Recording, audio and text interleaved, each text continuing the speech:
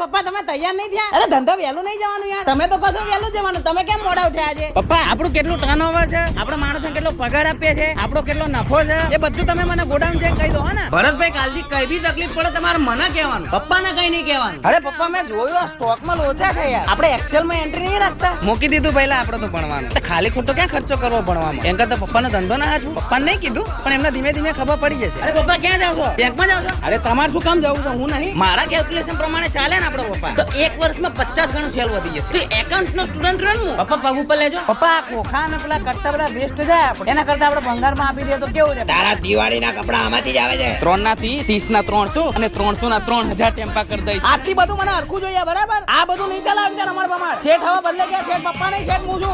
સાચું ચાલે છે. અરે ખાવ છું એમને કામ હરખી રીતે કરવાનું.